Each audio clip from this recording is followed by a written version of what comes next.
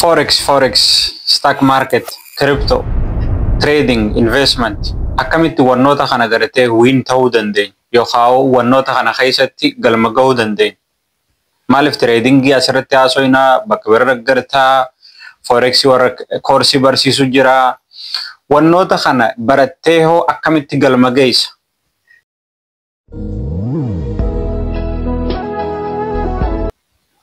Baga nagaan karaa milkii FX dhuftan nagaa isin gaafachuun daganne akkam jirtu hundi keessanuu.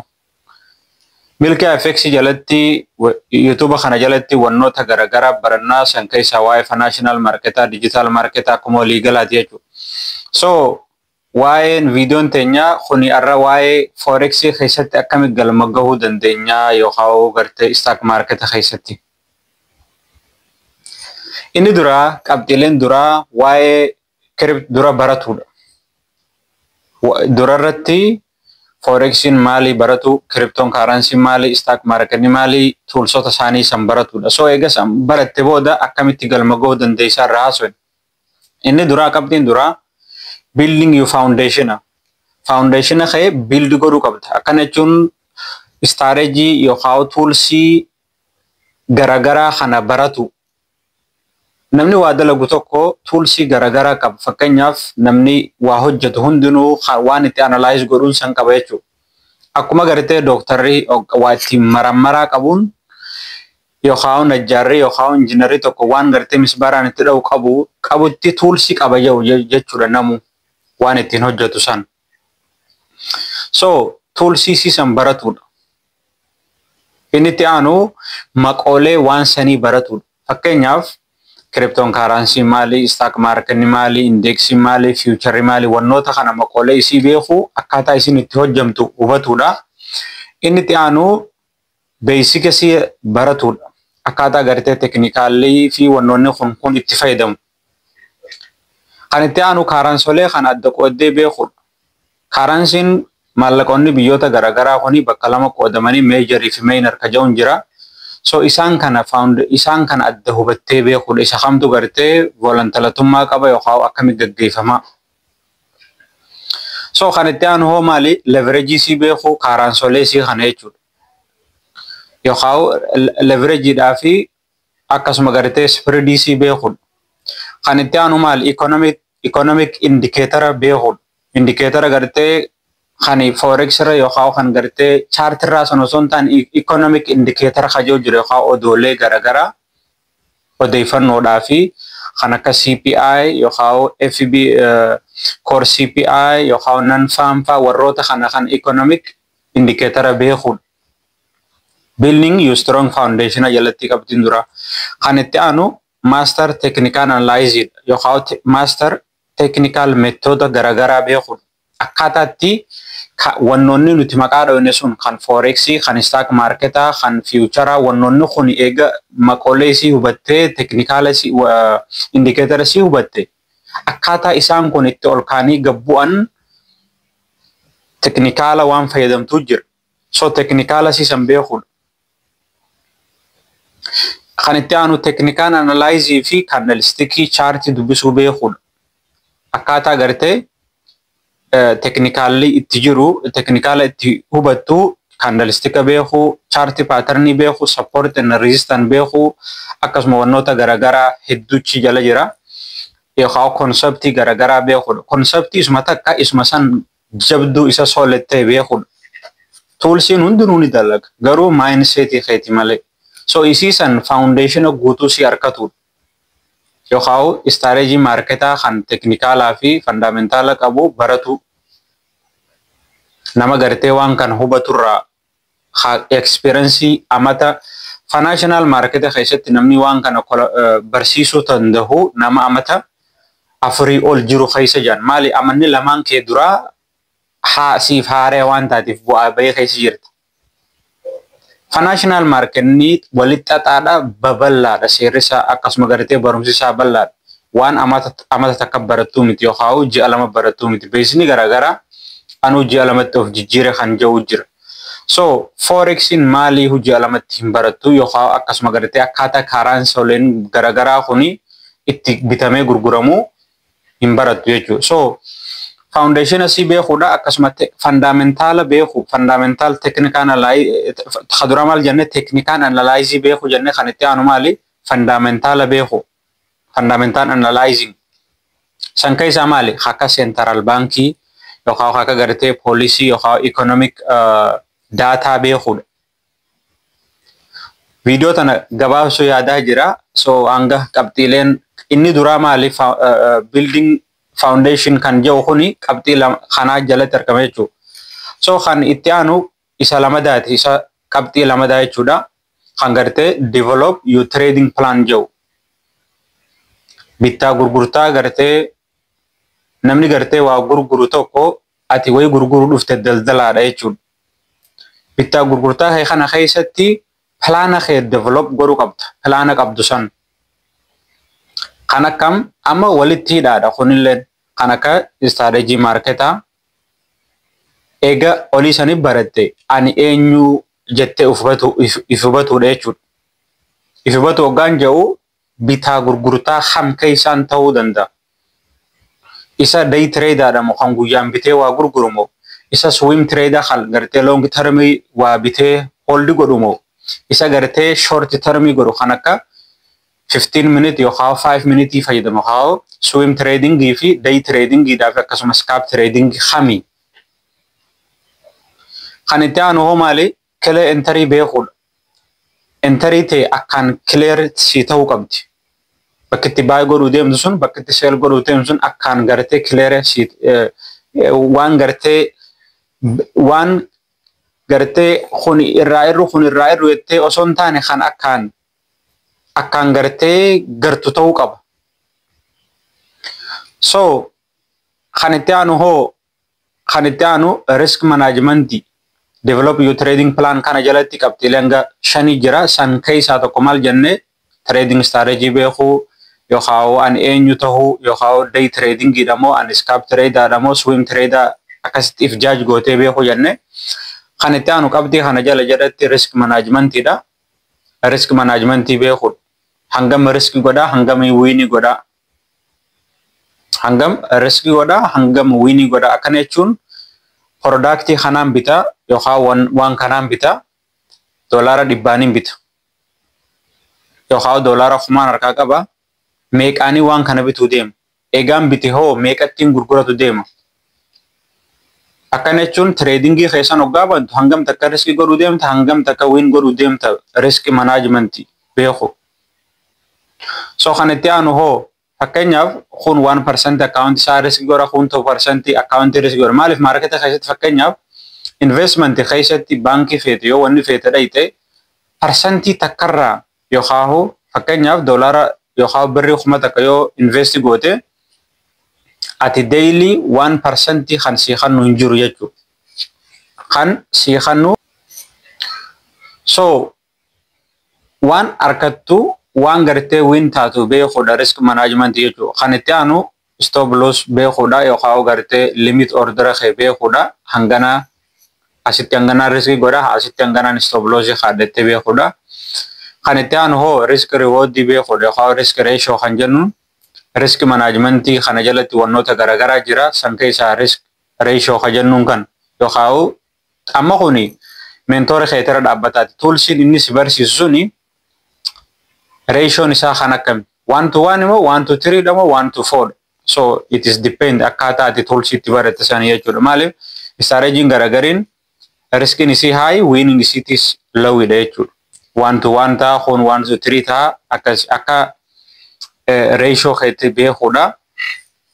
Kan itti aanu barreeffataa deemuudha waan gartee baratu waan gartee godhaa jirtu kana mistake kee akka gartee improve if gootuuf arreo trading goote isa san screenshot goote notation fi wannoota garagaraa jira platform gartee irratti godhatan screenshot goote arra maaliifin win ta'e yookaan arra maaliifin lose ta'e jetteeti if judge goota yoommoo win taate one win taateef san kutuni casino miti yookaan gambling gidam toolsiidhaan hojjetamti maal taateef so yoo arraan tana gartee markenni ati baay goote markenni kharaati jetturra dhaqee maaliif dhaqee time frame kamiin fayyadame yookaan support resistance ya hamtu ke takka order block yookaan FG wannoota garagaraa gawaan baratte san maaliif wanni kun galma naa gahee beekuu qabda yookaan trading barreeffataa deemuun sun isaan si gargaarti jechuudha. Teknikaan analyzii fi bakka mistake goote improve godhuudhaaf.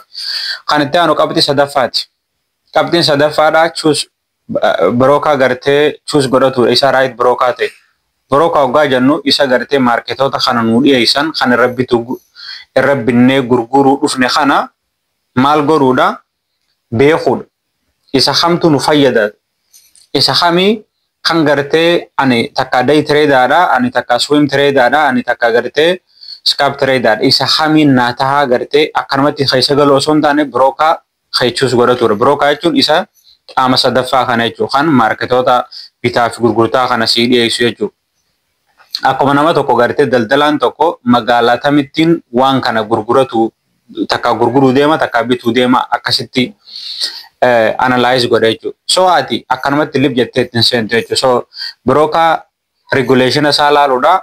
Broker natti fayyadamtu isa FSC laayisa qabu yookaan IC laayisa qabu laayisoota qabu maaliif booda dinaay akkasiin goone.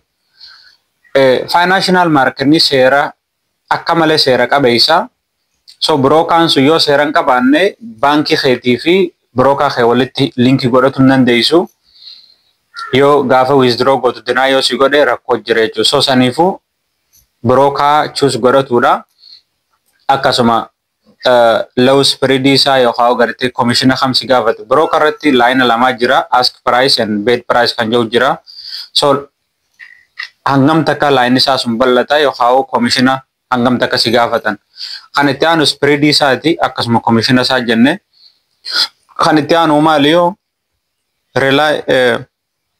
broker'n suni slippage qabaatu dhabuudha. Slippage hoggaa jennu yookaan ordera tokko doolaara 10 bitta hoggaa slippage qabu inni 9 dhaqee bana. Yookaan 9 fi 95 fa'aa slippage godha jechuudha. Sila maarkanni immoo oliisan jira. So broker choose godhatuun wannoota garaagaraati si gara kan itti aanu test use strategy jechuudha. Toolsii baratte sani test godhuudha. Eessarratti diimoo account irratti yookaan meta trading foo yookaan 5 irratti hangam takka daataan kan kaa'utti ji'a 3 yookaan ji'a 6. Ammaati as baateeti tiktaak irraa ji'a lamattiin ani if jijjiire hootu if jijjiire namaan jettu. Ji'a lamatti diimoo hin barattu ji'a lama kamti maarketa trade gootee ati if jijjiirte. So diimoo akkaataa ati trade godhan ji'a lamatti hin barattu. Akka information hundi kaa'utti diimoo trade godhuudhaaf ji'a 3 yookaan ji'a 6 si barbaachisa jira. Diimoon kun maallaqa feekaati. So live account dhufuudhaaf fakkeenyaaf kanatti baratteehu yoo fedhe ji'a 5 sirraa fudhate yookaan 6 sirraa fudhate. Egaa ji'a 6 sirraa fudhate ji'a 6 diimoo trade godhu jirta. Amata takka geessee jechuudha. Duuba nama hamtuu ji'a lamatti maarketa barata hin jiru. Kuni video editing miti khasaa lama saa sadiitti baratu jechuudha. Financial market hoggaa jennu isa hogganaa waa hundaati jechuudha. Akkam itti fayyadamtoonni financial marketaa eenyu? Addunyaan tun financial marketa malee bulteen ooltu. Fakkeenyaaf financial market ni maaltu jala jira? Forex jira. Forex jennu forex jechuun kaaraansolee biyyoota garaagaraati. Yookaan maallaqoota biyyoota garaagaraati. Fakkeenyaaf itti fayyadamtoonni namni maallaqa ittiin fayyadaman ni jira. Mootummaanis, daldaltoonnis. So inni kun liquidity olaanaa qaba kan guyyaadhaan bitamee gurguramu tiriliyoona 6 yookaan 7 isa kana ji'a lamatti naan barattu jechuudha. So saniifuu yeroo hedduu maarketa keessatti daataan akka itti kaa'u 99% feeliidha jaa. Maaliif akkasi beektaa? Beeksisaa fi dhaadha isaan ji'a lamatti hootu tujjaari siin jaati ji'a lamatti hoggaa waraabee daftee give up taate jechuudha. Feeliin osoo hin taane kan kufu suni osoo isa keessa jiru osoo hin taane dafee kan abdii muratee fiigu jechuudha. Maaliif akka duraan dhageetti dhabee dhufare. So saniifuu kana guyyaa biraatti dachaana inni itti aanu diimoo trade godhu jennee ji'a 3 yookaan ji'a 6 osoo live accountiin dhufte. Maaliif strategiin kee kuni dalay deemuun dalayne irratti waan test gootuuf. Kan qabxiin shanaffaadha control your emotion ke control godhu beekuudha san keessa sodaadhaa fi bolola kan jiru foomoleen as jala jira jechuudha. Sodaa fi bolola kan jiru eega gartee loose taate emotion ke kan akkami. Kan itti aanu stick your plan jechuudha. Plaana keetitti akkaan qabattee taa'u. Plaanni kee wanni toolsiin ati gartee oli baratte sanii asitti plaana keetirraa arreeyoon dalaynillee tabiraan searching godhin isuma tana plaana kee kanatti stick godhuu qabda. Warri maarketa keessa amata 40-50 jiranillee trail line fayyadaman. Dalasi complicated fitting godhan jechuudha. Trail line ni hojjeta. Yoo akkaataa isaa kan baratu taate. Dubbiin toolsota osoo hin taane mindsetii kee akkaataa itti gartee itti yaaddu jechuudha. So kan itti aanu maali? Warroonni gadiin take break jan. Akka ni jaanii akka gartee guyyatti oggolama gusati trading goone guyyaa tokko lama deemi kubbaa faa taphattu deebi gartee jima faa dhaqe deemi laaptooppii kee faa cufe jan. Amma fakkeenyaaf arra trade goota stop loss ci khata take profit ci khata charti khechuf jan akka gartee foomon sittin dhagaamneef. So qabxiileen kuni wannoota gartee I think nama gargaaru jee yaada. I know nin beekaa consistency video isinii uumaan jiru YouTube irratti akkasuma warra gartee biginaadhaaf market structure dhaamne guyyaa itti aanu wannoota sanillee ni finna akkasuma cryptocurrency illee hanga faayidaa Binance ilaallee turre akkami binnaa akkami gurguraa gartee ni laalla akkasuma asirratti follow durarratti waa investmentii video isinii uufamna. Maali video kilaasii hedduu waan kaninuuf video consistency hojjetuu hin dandeenyu yeroo hedduu. So sanii fi video yeroo hedduu gadi lakkifne follow durarratti consistency isiniif hojjenna. Warri maasii baratu barbaadan marsaan itti aanu kilaasiin eegalee jira.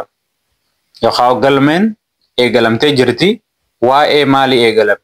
Waa'ee forexiidha, stock marketaa, cryptocurrency, indexii, future. So day trade godhuudhaaf yookaan invest godhuudhaaf wannoota haasoyna kanallee wal qabatee trading of psychology, trading tools kana hunda wal qabatee ni barsiifna. Hanga dandeenyutti waan beenu gartee si khaninee galma si geessuuf ni yaana. Garuu oggaa hundaahu haqiiqaa jirtu himna nuti. Maali marketa keessanuu jira waan ta'eef ji'a lamatti kottu jaarin jennu garuu ogummaa idaadhu eega ogummaa idaatti waan hojjettu ni beeyta. Nama gartee waa beekeetu laali ogummaa hundaahu waa dalaguun beekumsarratti hirkatti. So beekun yeroo sirraa fudhata financial marketa I think barattoonni keenya gaanii beeytan jee yaada. So saniifu kottu baradhu eega baratte dhugaadha of jijjiiruu ni dandeessa. Namallee jijjiiruu ni dandeessa. Sani of jijjiiruun haqiiqaadha ni jira. Garuu yeroo gabaabatti hin fudhatin. Yeroon gabaabaan ofuma gabaabsuudha jaan. Wanni yeroo gabaabaa keessatti gartee dalagamuu hin jiru yoo if kasaaruu ta'e malee. Fakkeenyaaf dooktarri tokko kutaa takkarraa ka'e 12 baratee jira amata 4 yookaan jahleen jira. Dooktarri suni oggaa lilmee gartee namaan itti diru san yookaan medisinii sani maallaqaan dheeffate yookaan bitee jechuudha. Ati bar maallaqa dooktarri sun itti fayyadamu gartee baratuu deemta. Yookaan mootummaan nama fakkeenya oggaa investment yookaan gartee waan addoota garaagaraa biyya alarraa galchu kaaraansii ati gartee bittee deeliidhaan guruutu tana itti fayyadama. Fakkeenyaaf Toyota kaampaanii yookaan kaampaaniin takka tan Itoophiyaa jirtu oggu takka hangam maallaqa makiinaa hangam takka biyya alaatii galchiti maallaqa hangam takkaan. So maallaqa akkasiisan barati onlaayinaan day trade gootee yookaan invest gootee fayyadamuu deemta. So kuni beeku sirraa barbaachisa toolsii beeku, obsa beeku, saayikooloojii beeku wannoota garaagaraati. So saniifuu waa lama galma si keessa discipliina qabaatu consistency qabaatu. Discipliina yoo qabaatte consistency yoo qabaatte galma ni geessa. Higeessaa akka ajaa'iba geessa yoo san qabaatte jechuudha. Investment keessattis day trading keessatti illee jechuudha. So yoo san hin qabaanne I think yeroon gabaabaan gartee wahuma baratuu dhabuu dhiisu. Fakkeenyaaf namni tokko yoo beekumsanii idaadha jee Kutaa takkatti barwaan barattu namni immoo keenya mana barumsaan dhagin jiru. Arruma kaatee aabaa caafixxee akka ijoollee kutaa 8 barattee hin dhayitu jechuudha istiriifoonnoota garaagaraa. So walitti hidhama. Kuni financial markenni ati amata dila sanillee yoo sirraa fudhatu baate garuu walitti xaxaadha yeroo sirraa ni fudhata. I think koorsiin ji'a 6 yookaan 5 ni fudhata ichi booda demotivate goota ichi booda illee gartee suutaan galmani geessa jechuudha. So saniifuu kota baradhaa eega barattanillee iskaamarallee firraa eeguu ni dandeessan keessaa kan akka cryptocurrency iskaamaronni hedduu jira sanillee firraa eega akkasuma gartee nuti linkii takka hin qabnu telegiraamarraanis linkii gartee nuti jalaan DMs hin goonu jiru tiktaakirraanis saniifuu iskaamaronni karaa hundaan maqaa keenyaan baafatanii jiran maqaa nama birallee baafatanii jiran sanallee firraa eega oguma hunda investment wanni jiru namarraa hin hojjetamu ofirraan hojjetama oguma hunda maallaqa keessan namatti hin kanina ofirraan baradhu dalagi wanni namarraan hojjettu hin jiru. So saniifuu nagaan jiraadhaa video like godhaa subscribe illee godhaa akkasuma gartee commentii jalatti nu dhiisaa yeroo gaarii jiraadhaa galatoomaa hundi keessanuu.